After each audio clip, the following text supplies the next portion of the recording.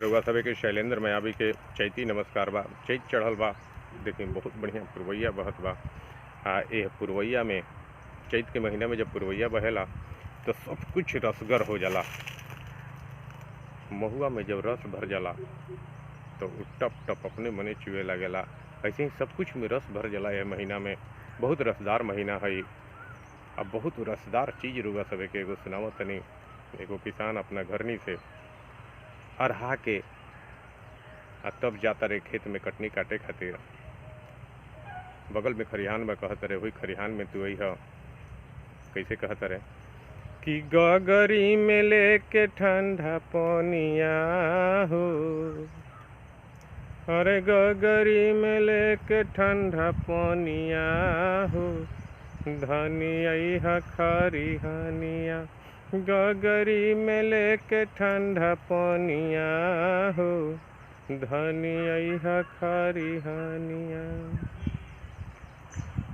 सपरे तले इली हगुरवा के ढेला, बबुओ के ले इली ह छोड़ी हना अकेला।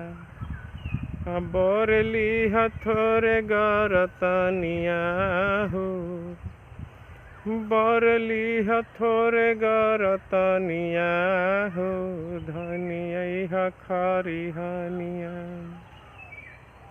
और का कहते रहे कि सतुआ अचार संगे नून मरचाई, पीपरा के छाइया में जम के सनाई। ये चैत के महीना में सबसे बढ़िया व्यंजन का होला? सतु अचार, नून मरचाई प्याज पर यह आम के टिकोड़ा लागल बा। यह आम के टिकोड़ा के चटनी जौन मजा देला कोनो चीज में मजा नहीं है।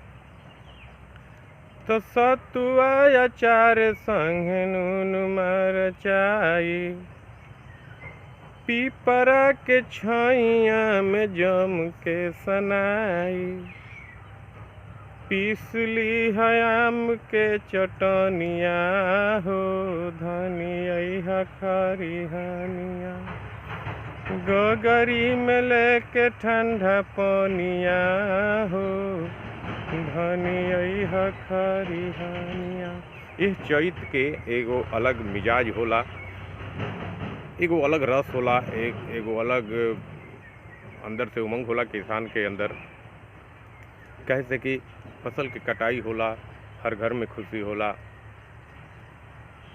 का गिरहत, का किसान, का बनिहार, सबके खुश रहेला।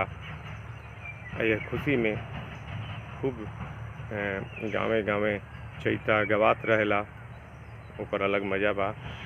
रउआ सभे के आशीर्वाद चाहिए हमरा। अगर बढ़िया लागल हो तो लाइक सब्सक्राइब जरूर करम जा। शैलेंद्र मायावी के एक बार फिर से नमस्कार, धन्यवाद।